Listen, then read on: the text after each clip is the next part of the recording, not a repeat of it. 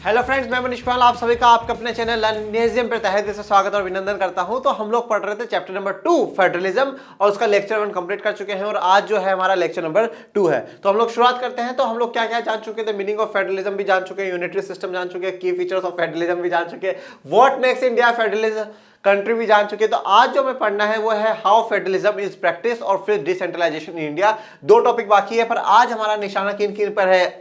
आज हमारी हेडिंग है हाउ फेडरलिज्म इज प्रैक्टिस। अब फेडरलिज्म प्रैक्टिस करा कैसे जाएगा, फेडरलिज्म के लिए जो प्रोविजंस है वो हम देख चुके हैं क्या क्या होते हैं, पर ये फेडरलिज्म प्रैक्टिकल लाइफ में कैसे आएगा वो हमें देखना है। लिंग्विस्टिक स्टेट क्या होते हैं, लैंग्वेज पॉलिसी क्या है, सेंट्रल स्टेट रिलेशंस क्या है, तीनों चीजें क्या होती है और तीनों में भारत किस प्रकार से काम कर रहा है वो सभी हमें जानना है। और हम लोग आज के लेक्चर को शुरू करते हैं। How is federalism is practice. तो फेडरलिज्म को हम लोग प्रैक्टिस करके से रहे हैं, ये चीज हम देखते हैं।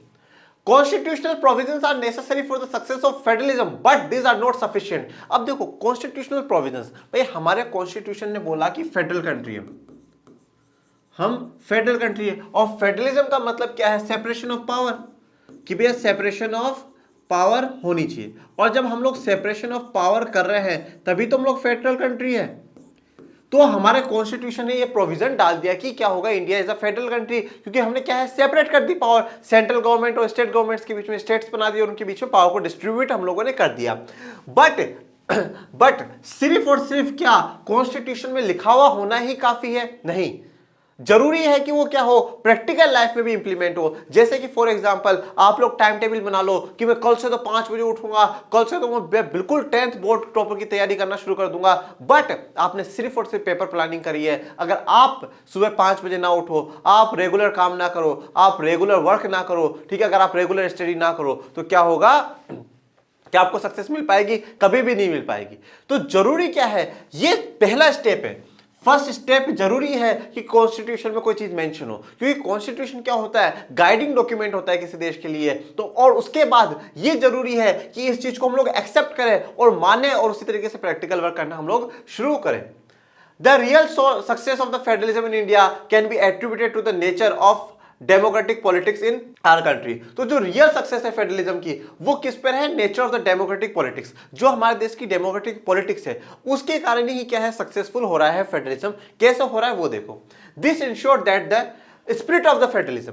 अब क्या है, फेडरलिज्म की स्पिरिट होना, और ये स्पिरिट किस किस में हो, सेंट्रल गवर्नमेंट में भी हो, स्टेट गवर्नमेंट में हो, लोगों में हो, कि फेडरलिज्म होना चाहिए। ठीक है, स्पिरिट ऑफ फेडरलिज्म, जैसे मान लो सेंट्रल गवर्नमेंट अगर बार बार में स्टेट गवर्नमेंट को काम ना करने दे, उनके बीच में इंटरफेयर करे, तो क्या काम हो पाएगा? नहीं हो पाएगा। ये फेडरलिज्म की स्पिरिट नहीं।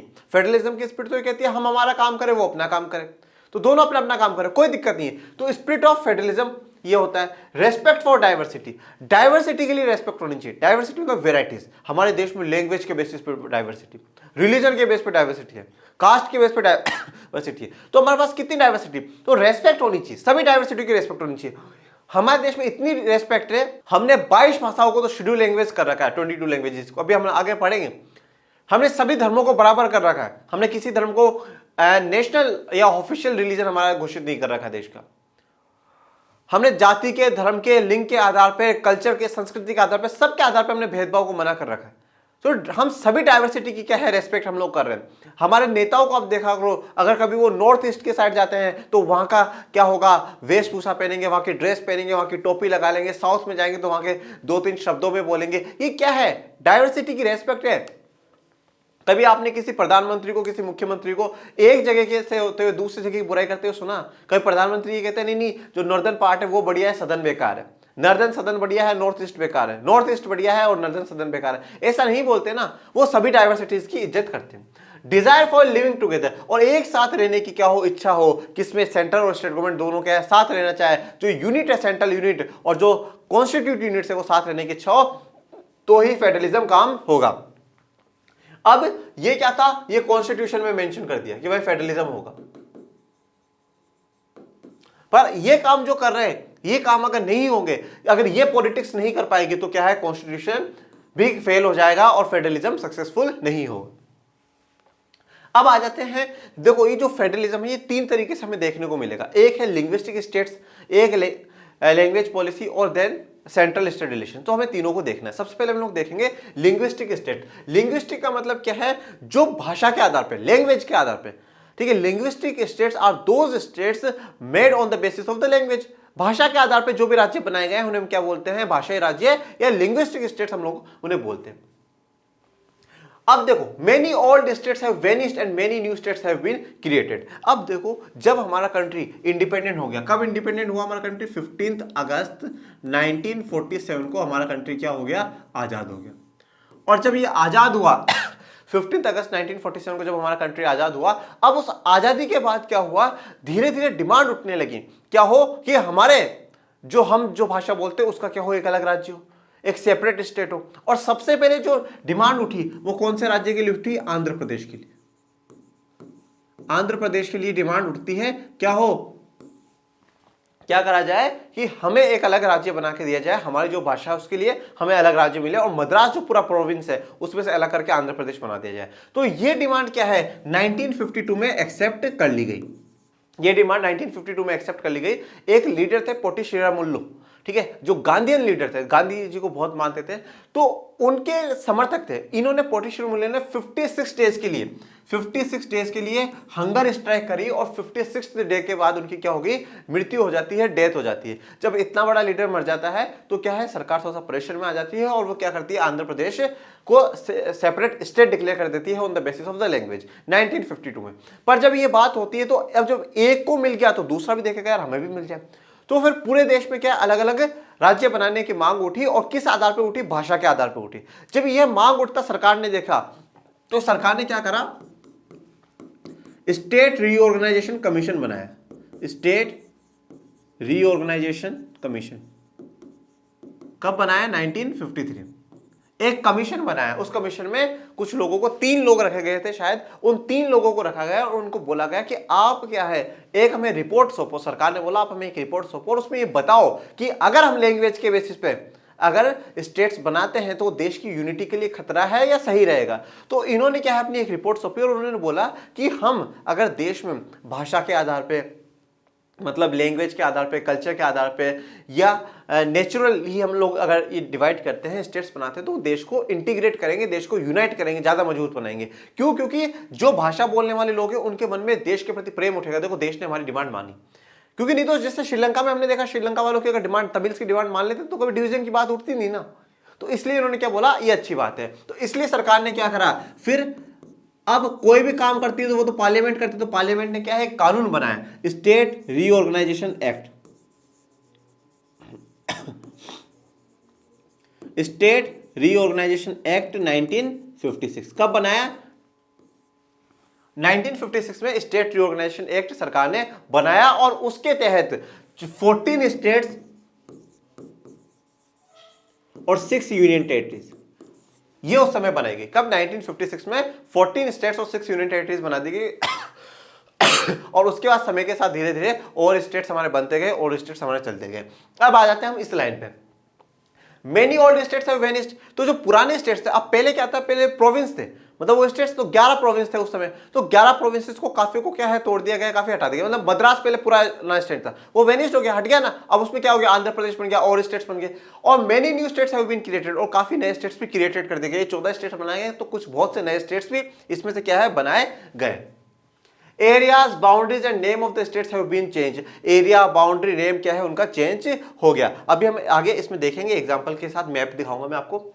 In 1947, the boundaries of several old states of India were changed in order to create new states. और 1947 में काफी जो पुराने स्टेट्स थे उनकी क्या है, बाउंड्रीज चेंज हो गई। क्यों चेंज करी गई, क्योंकि हमें न्यू स्टेट्स क्रिएट करने थे, जैसे हमने आंध्र प्रदेश क्रिएट करा है, और भी आगे हम लोग क्रिएट करेंगे। और अभी जो सबसे लेटेस्ट जो चेंज हुआ है रीऑर्गेनाइजेशन एक्ट में, वो किसका था, जम्मू कश्मीर का union territory banana.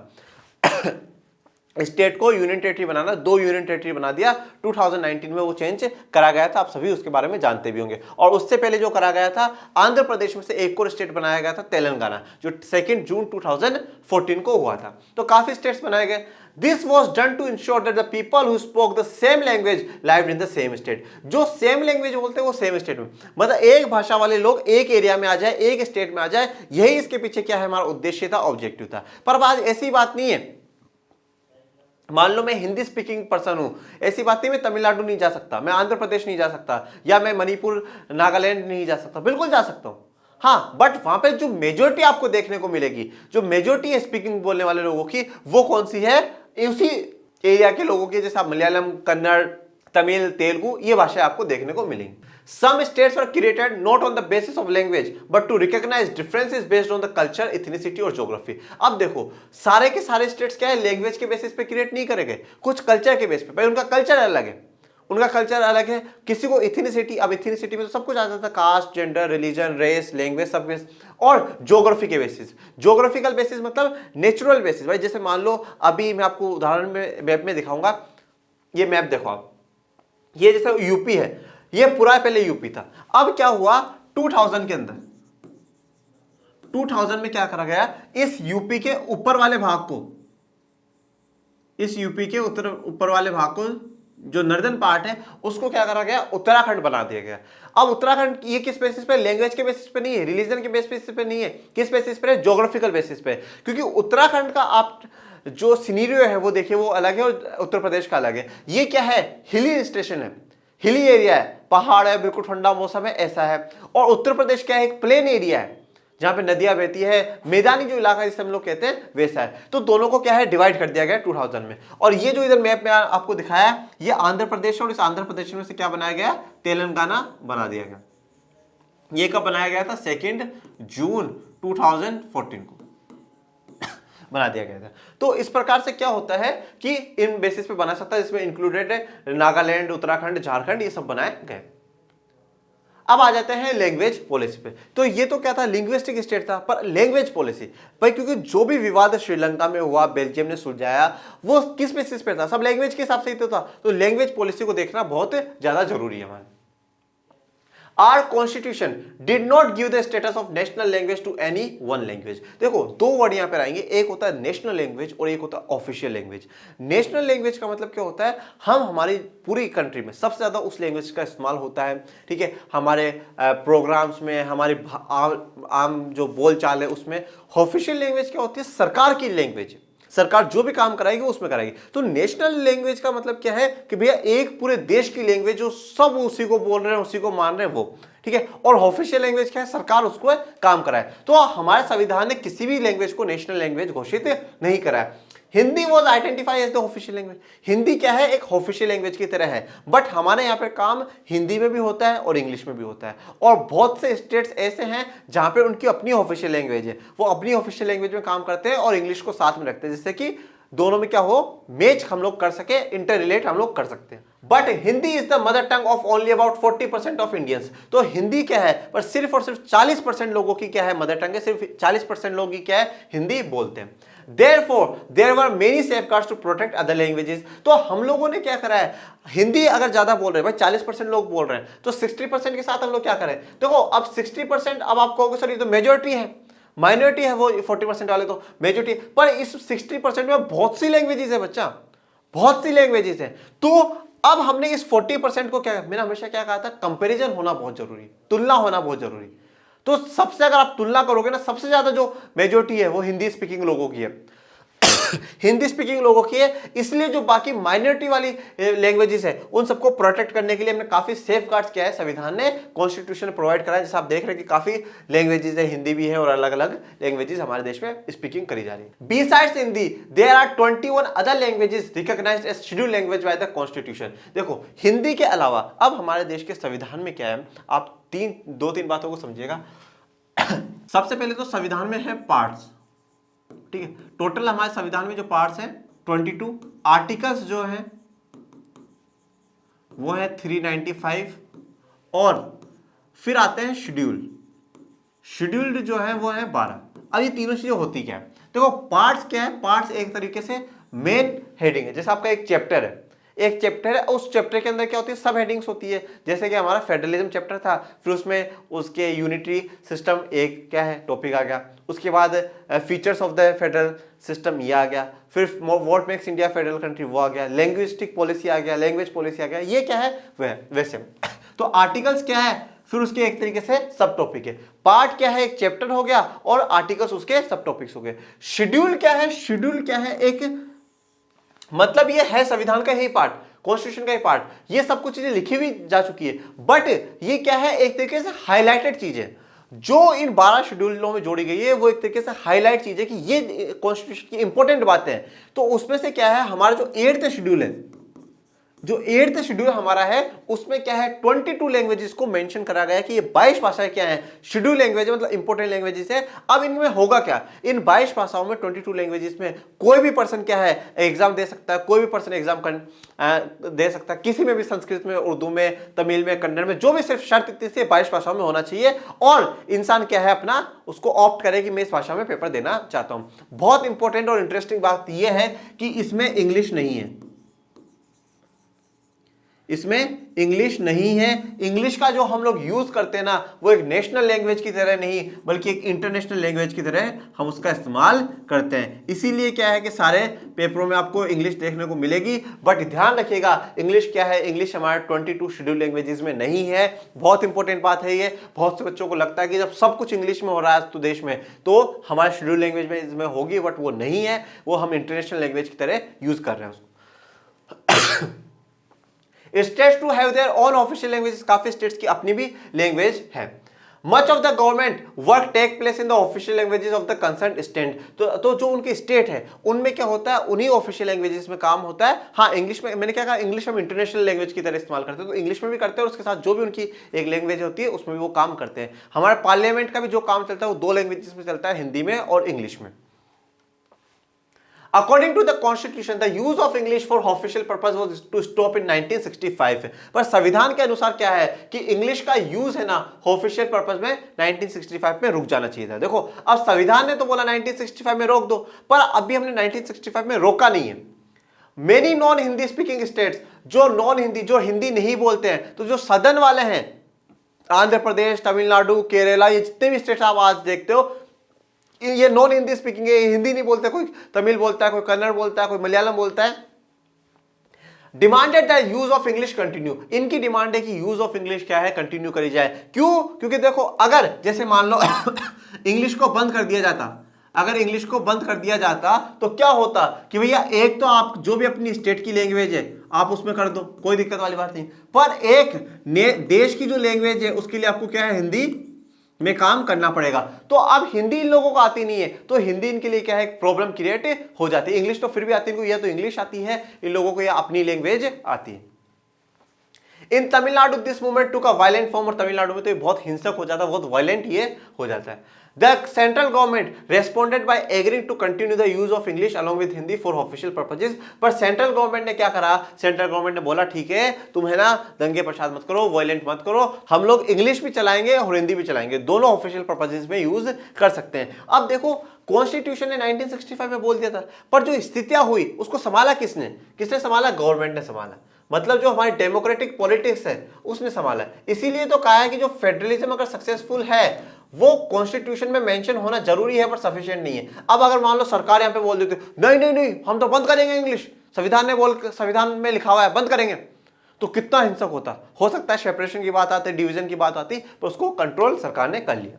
Many critics think that this solution favour the English speaking elite. अब देखो हर जगह हर चीज का विरोध होता है, इंग्लिश को भी सपोर्ट कर दिया तो काफी लोगों ने क्रिटिक्स करा, मतलब विरोध करा, ठीक है, आलोचना करी कि ये क्या है, एक इंग्लिश स्पीकिंग इलाइट है, जो इंग्लिश जो लोग बोलते हैं उन लोगों को समर्थन करेगा, उनको फेवर करेगा, जो कि लोगों को लगा पर गलत नहीं है, ठीक है। जिन लोगों को हिंदी नहीं आती वो इंग्लिश बोल करके काम चला सकते हैं।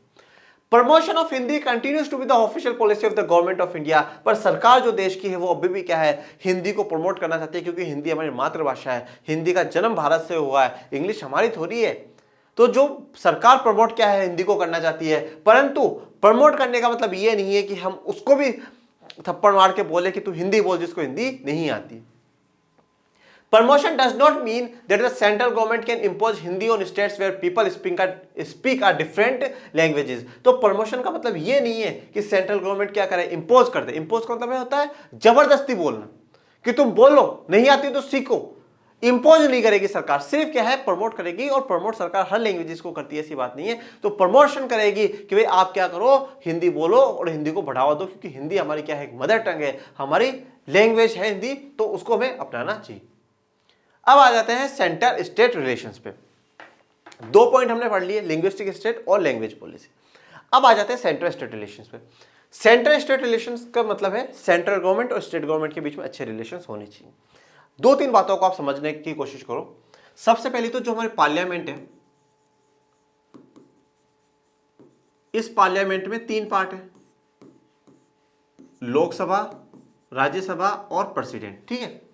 बट जो गवर्नमेंट बनती है, ठीक है, कि भाई गवर्नमेंट क्या है इस पार्टी की बनेगी, वो जब लोकसभा के इलेक्शंस होते हैं 545 सीट्स पे, उनमें से जो भी पार्टी 50% से ज्यादा सीटें जीत जाती है, मतलब अप्रोक्सीमेट 275 सीटें जो भी पार्टी जीत जाएंगी, मतलब एक पार्टी के 275 से ज्यादा कैंडिडेट अगर जीत जाते हैं तो वो पार्टी अपनी गवर्नमेंट बना लेती है। गवर्नमेंट में कौन आता है? प्राइम मिनिस्टर और मिनिस्टर्स आते हैं।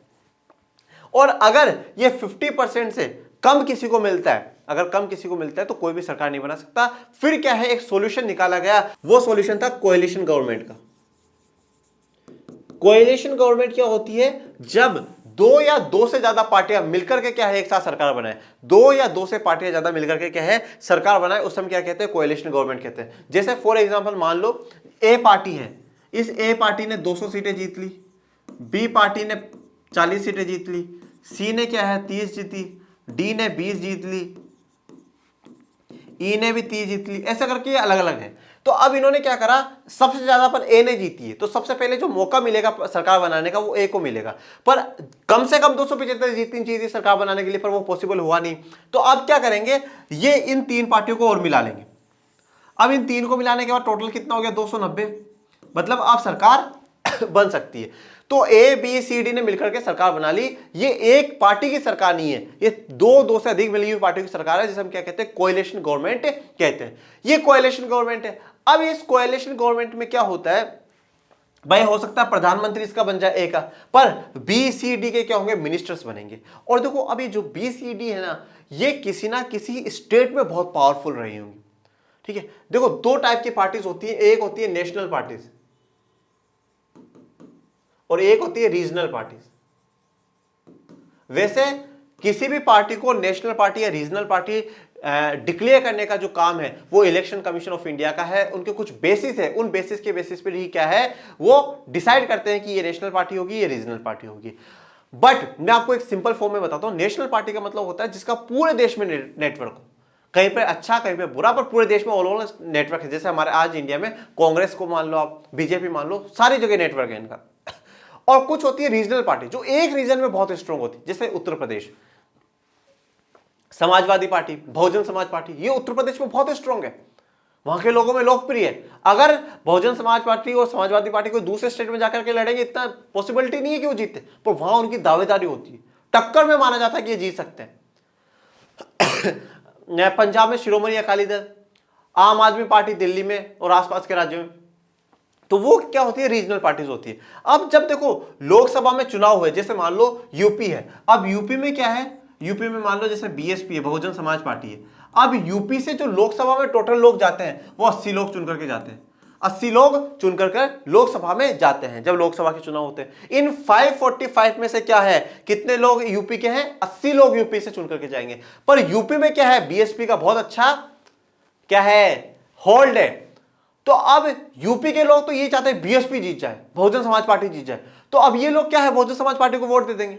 और मान लो इस 80 में से 60 भी बहुजन समाज पार्टी जीत गई तो बहुत बड़ी बात है, गजब जीत गई, ठीक है। तो अब जब ऐसे क्या होता है, हर रीजन में कोई ना कोई पार्टी स्ट्रांग होती है, तो उस चक्कर में क्या होता है कि जो नेशनल पार्टीज होती है ना, वो बड़ा होल्ड नहीं जीत पाती, वो ज्यादा सीटें नहीं जीत पाती। तब जाकर के उन्हें क्या करना पड़ता है, कोएलिशन गवर्नमेंट करनी पड़ती है, ऐसी सरकार बनानी पड़ती है। ऐसी सरकार जब बना लेते हैं तो वो कोएलिशन गवर्नमेंट कहलाती है। अब क्या होगा, एक तो जैसे भी बीएसपी जिसके साथ भी कोएलिशन करेगी तो बहुत से मिनिस्टर्स बन जाएंगे बीएसपी के। उसके साथ साथ क्या होगा, स्टेट लेजिस्लेटिव असेंबली के इलेक्शंस होंगे। हर स्टेट में इलेक्शंस होते हैं, विधानसभा के जो हम कहते हैं विधानसभा के चुनाव होते हैं। तो जब यूपी में, जैसे यूपी का ही उदाहरण ले लेते हैं, तो यूपी की लेजिस्लेटिव असेंबली में 400 से ज्यादा सीटें हैं। अब जैसे मान लो बीएसपी ने है ना किसी एक्स पार्टी को सेंटर में गवर्नमेंट बनाने में एक्स पार्टी को समर्थन कर दिया, सपोर्ट कर दिया, तो अब वो क्या बोलेगी कि भैया यहां पर हमने प्रधानमंत्री तुम्हारी एक्स पार्टी का बनाया, अब यहां पे जो चुनाव हो रहे हैं यूपी में, जो सीएम बनेंगे ना वो मेरी पार्टी का बनेगा, बीएसपी की पार्टी का बनेगा, जो सरकार बनेगी वो बीएसपी की पार्टी की बनेगी, इसलिए समर्थन करना नहीं करोगे ना तो उसी दिन 60 सीटें खींच लूंगी। उसी दिन ये सारे के सारे 60 लोग हटवा लूंगी तुम्हारे पार्टी से, सेंट्रल गवर्नमेंट से सरकार गिरा दूंगी। तो अब इससे क्या हुआ, इन एक्स वालों में भी डर है कि अरे यार बीएसपी ने सीटें ले ली तो हमारी तो सरकार गिर जाएगी, तो ये बीएसपी को समर्थन करेंगे। और बीएसपी को ये डर रहेगा कि यार इन्होंने सपोर्ट नहीं करा तो हम यहां पर भी हो सकता है हार जाए, क्योंकि उनकी पार्टी का भी तो होल्ड है, नेशनल पार्टी का भी तो ये क्या है, कोएलिशन गवर्नमेंट का सिस्टम चला। पर ये जो सिस्टम चलाना मेरे विद्यार्थियों, ये चला 1990s के बाद। उससे पहले तक क्या हो रहा था, एक ही पार्टी का क्या था, ज्यादा डोमिनेंस था। सेंटर में भी उसी की सरकार बन रही थी, स्टेट में भी काफी जगह, काफी स्टेटों में उन्हीं की सरकार बन रही थी। तो उससे क्या हो रहा था कि मतलब कहते हैं ना, मनमानी हो रही थी, हर जगह मनमानी चल रही थी कि जो वो सेंट्रल गवर्नमेंट चाह रही वैसे हो रहा है। जैसे हमारे देश में कांग्रेस का काफी समय तक रूल रहा, तो बहुत मनमानी चल जाती है ऐसे। तो उस मनमानी को खत्म करने के लिए कोएलिशन गवर्नमेंट का दौर आया और उससे सुप्रीम कोर्ट ने भी बढ़िया बताया। The constitutional arrangements for sharing power work in reality depends to a large extent on how the ruling parties and the leaders follow these arrangements. Okay अब जो कॉन्स्टिट्यूशनल अरेंजमेंट्स हुए पावर शेयरिंग के, वो इस पे ज्यादा डिपेंड करते हैं कि वो किस प्रकार से जो लोग हैं, जो रूलिंग पार्टी के लोग हैं या लीडर्स हैं, वो किस प्रकार से इन अरेंजमेंट्स को फॉलो करते हैं। For a long time the same party ruled both at the centre and in most of the states. काफी लंबे समय तक क्या है, सेम पार्टी ने रूल कराया दोनों जगह, सेंटर में भी और काफी स्टेट्स में, जैसे कांग्रेस का मैंने आपको उदाहरण दिया। This means that the state government did not exercise their rights as the autonomous federal units. इसका मतलब ये कहना चाहता है कि अब देखो क्या होता है, जैसे मान लो ये कोई एक्स पार्टी है, ये क्या है, एक्स पार्टी है। अब एक्स पार्टी है ना, तो एक्स पार्टी की क्या है, सेंटर में भी सरकार है और स्टेट में भी सरकार है। तो ये क्या होगा, स्टेट गवर्नमेंट है ना, सही से काम नहीं कर पाएगी, उनको सेंटर की हर बात माननी पड़ेगी। क्यों माननी पड़ेगी, क्योंकि सेंट्रल गवर्नमेंट की वही पार्टी है, तो पार्टी के जो लीडर्स है, बड़े बड़े लीडर्स है, वो डिसाइड करते हैं, तो उनकी बात माननी पड़ेगी। पर मेरा एक पर्सनल एक्सपीरियंस है कि जहां पर अगर सेंटर में और स्टेट में सेम पार्टी की सरकार होती है तो डेवलपमेंट ज्यादा होता है। क्यों, क्योंकि यहां से सेंटर काफी फंड उनको दे देता है कि भाई हमारी पार्टी की सरकार है, ज्यादा काम करवाए। बट आपकी बुक में ऐसा लिखा है तो हम काम उस हिसाब से पढ़ेंगे। As and when the ruling party at the state level was different, the parties that ruled at the center tried to undermine the power of the state. अब मान लो सेंटर में तो क्या है, रूल चल रहा है एक्स पार्टी का, और किसी स्टेट में रूल चल रहा है वाई पार्टी का। तो अब ये एक्स पार्टी वाले कभी नहीं चाहेंगे कि ये इस स्टेट का डेवलपमेंट करे, कभी नहीं चाहेंगे ना। क्यों, क्योंकि ये डेवलपमेंट कर देंगे तो वाई पार्टी वापस जीत जाएगी, फिर एक्स को पूछेगा नहीं, और यहां से भी जीत करके लोकसभा पहुंच गए तो कल को वाई पार्टी सेंटर में भी सरकार बना लेगी। तो अगर सेंटर में स्टेट में अलग अलग सरकारें होंगी तो वो क्या है, स्टेट गवर्नमेंट की जो पावर्स उसे अंडरमाइन कर देंगी। In those days, the central government would often misuse the constitution to dismiss the state government that were controlled by the rival parties. और कभी कभार क्या होती है, सेंट्रल गवर्नमेंट स्टेट गवर्नमेंट को हटा भी देती है, क्योंकि हमने पढ़ा है हमारे इंडिया में क्या थोड़ी सी सेंट्रल गवर्नमेंट ज्यादा पावरफुल है, तो उस समय में क्या होता है, स्टेट गवर्नमेंट्स को वो हटा देती है अगर वो राइवल पार्टीज की वहां पर सरकार बन रखी है, जैसे एक्स की और वाई की। This undermine the spirit of federalism. पर ये फेडरलिज्म की स्पिरिट थोड़ी है, फेडरलिज्म की स्पिरिट तो है भाई हाँ सब अपना अपना काम करेंगे, कोई दिक्कत इंटरफेयर नहीं करेगा, पर ये तो इंटरफेयर सरकार कर रही है। All this changes significantly after 1990, और 1990 के बाद चेंजेस हो जाते हैं। This period show the rise of the regional political party in many states of the country. और काफी स्टेट्स में क्या है, रीजनल पार्टीज राइज करती है, और जब रीजनल पार्टीज राइज करती है वो अपने स्टेट में तो अपनी गवर्नमेंट बनाती है, बल्कि लोकसभा में भी क्या है, ज्यादा से ज्यादा अपने मेंबर भेजती है वहां से जिता करके, जिससे क्या हो, उनको सेंट्रल गवर्नमेंट बनाने में भी मदद मिले। This was also the beginning of the era of the coalition government at the centre. तो सेंटर में कोएलिशन गवर्नमेंट बनने की शुरुआत हो गई, और कोएलिशन गवर्नमेंट कहीं पर भी बन सकती है, सेंटर में भी बन सकती है, स्टेट में भी बन सकती है। और कोएलिशन गवर्नमेंट का मतलब ये होता है जब दो या दो से ज्यादा पार्टियां मिलकर के सरकार बनाती है, उसे कोएलिशन गवर्नमेंट कहा जाता है।